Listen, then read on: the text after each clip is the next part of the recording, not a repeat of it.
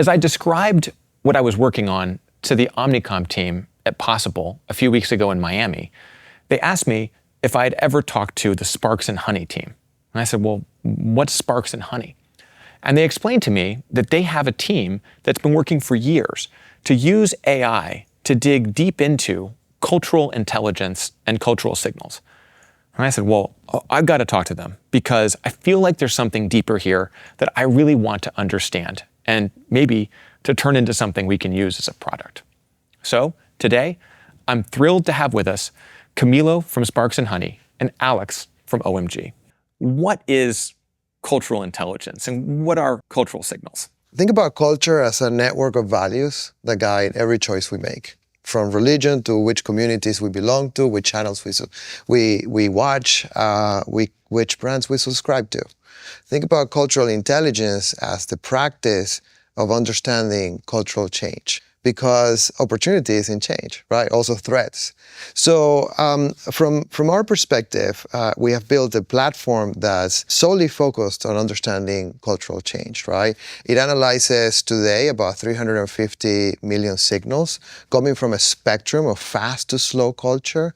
So slow culture is science, is venture capital investment in new companies, is innovation, and fast culture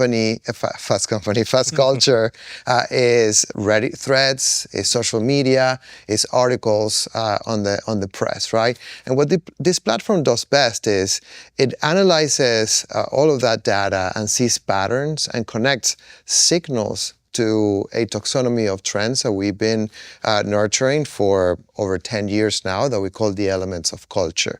And that allows us to really quickly query any space that you want to analyze. You were talking about health and exercise, and maybe we're looking at running clubs and we want to know how running club culture is evolving and what different subcultures are emerging within running clubs. Some people are running at night. Some people are just like gender focused. Some people are doing it before the beer, and so on and so forth. So we can understand the different nuances, and more importantly, so we can understand where running culture is going.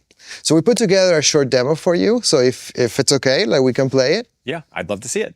Using Q-Core, I can surface trends relevant to any brand, category, or topic. For example, a simple search for Cartier reveals the top cultural trends associated with the brand, or, as our strategist would say, where Cartier sits in culture. Each one of these hexagons represents a bubbling cultural trend.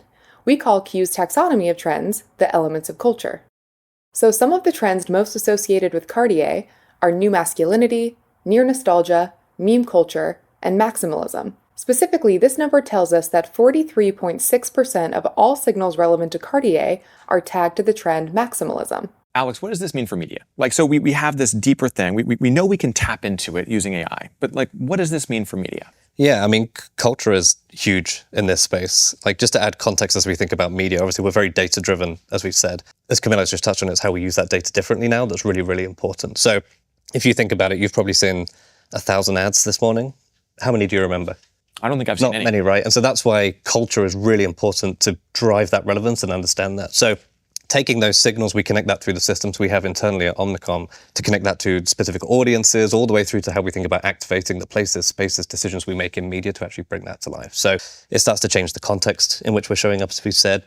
The demo that you've just shown, for example, right? Not just keywords, but actually those elements of culture can be things that we feed into these systems now to better target that context in a media perspective. And a big part of that is how you then keep that going in real time, because culture in the short term is very much real time. So how we think about real-time dynamic PMPs and always staying at the top of that cultural trend for consumers. It makes me think that this idea that we are all just performance machines, that we're shown something, an ad, and we click on it, and therefore we can close the loop, and it's a solved problem. But what I hear you saying is that we live in culture, and that we're constantly being influenced by all of these things, and so we have to find ways to go deeper. Just thinking about that, like, are there examples of places where this data set has helped brands really change the way they think about connecting with customers and consumers? Yeah, absolutely. And I think you hit on a really key point, which is the fact that we are not just looking at how culture is evolving, but we're looking also what's influencing culture, right? And that's why the platform ingests data from the slow culture side of things, like science, technology, et cetera, right? Because if you're thinking, for example, about a very recent phenomenon where you look at like the carbonated soft drink market, and you look a lot of probiotics and prebiotics, and the microbiome seems to be everywhere. You rewind like maybe 8 years ago, you could see the seeds of cultural change happening. You had a space that was very scientifically driven, like the microbiome sciences, and then you have a space that was very cultural, fermentation.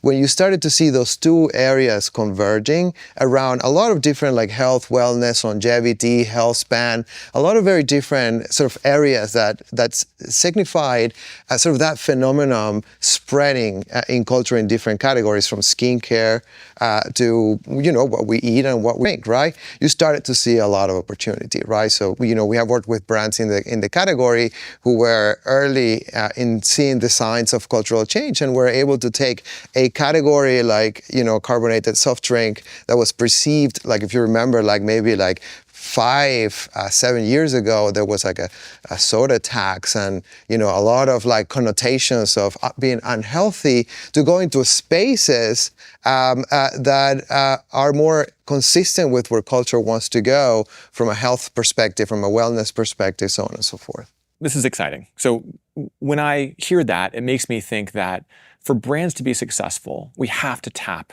into those deeper concepts. And Alex, as you said, to tap into the data that lets us actually find the consumers, the trends, these deeper ideas that make advertising work. Yeah. Is that fair? Absolutely. Yeah. Okay. So thank you both. This is very validating for me because I knew there was something here, but I didn't know how to talk about it. If you haven't explored Sparks and Honey, if you're not playing around with Q, please get in touch with our friends at Omnicom, and I'm sure they'd be thrilled to share it with you.